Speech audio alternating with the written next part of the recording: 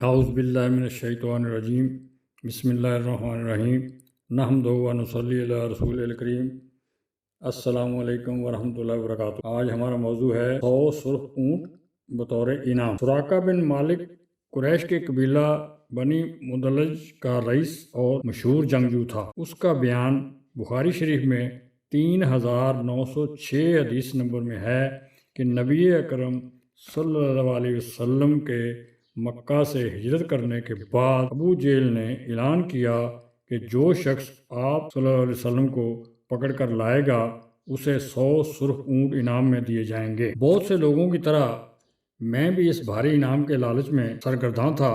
مجھے خبر ملی کہ چند آدمی ساحل کے ساتھ ساتھ جاتے ہوئے دیکھے گئے ہیں۔ چنانچہ میں اپنا گھوڑا سرپٹ دوڑاتا ہوا ان کے قریب پہنچ گیا، یہاں تک کہ مجھے رسول اللہ صلی اللہ علیہ وسلم کی تلاوت کلام پاک کی آواز صاف سنائی دینے لگی۔ ابھی میں حملے کے لیے ان پر جھپٹا ہی تھا کہ اچانک میرے گھوڑے کے اگلے دونوں پاؤں گھٹنوں تک زمین میں دھنس گئے اور میں نیچے گر پڑا۔ پھر جلدی سے اٹھا اور کئی بار آگے بڑھنے کی کوشش کی، لیکن ہر بار ناکام رہا۔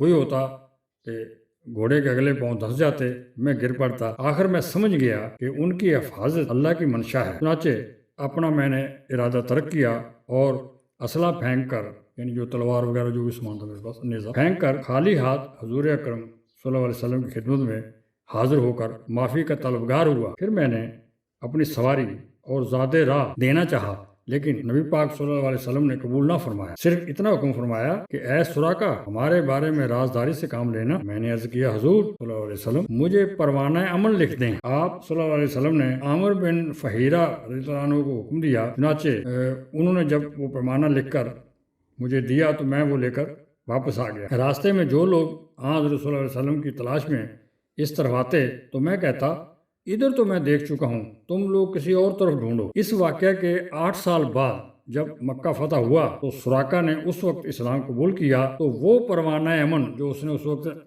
آپ صلی اللہ علیہ وسلم سے لکھوا لیا تھا اس دن ان کے کام آیا۔ مطلب یہ ہے کہ جو بھی اس کو اسلام تو بعد میں قبول کیا، لیکن جب وہ پہلے دکھا دیتے تھے کہ بھئی یہ دیکھو بھئی میرے پاس تو پروانہ امن ہے، تو بہرحال وہ پھر جب مکہ فتح ہو گیا پھر تو سب کو پتہ ہی ہے کہ وہ لوگ جوک در جوک اسلام قبول کرنے لگ گئے۔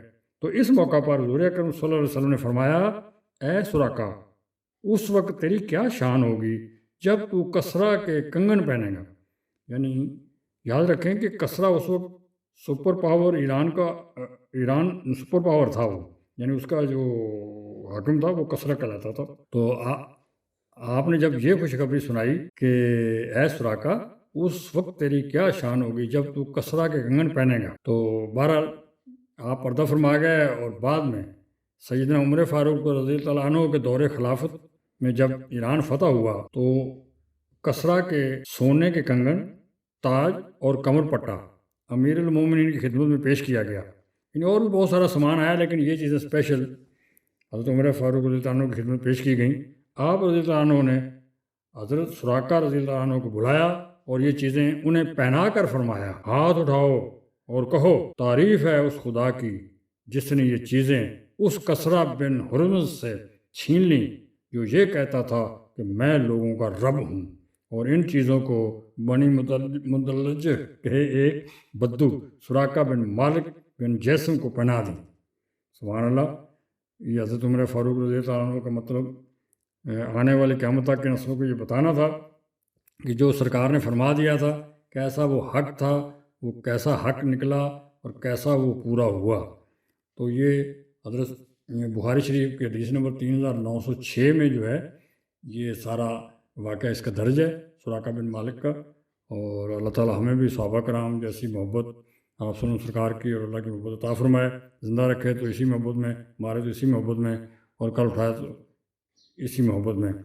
اور پڑھتے ہوئے ہم اٹھیں اللہم صلی علی سیدنا مولانا محمد وعلی سیدنا مولانا محمد وبارک صلی اللہ علیہ۔ جزاک اللہ، فی امان اللہ۔ السلام علیکم ورحمۃ اللہ وبرکاتہ۔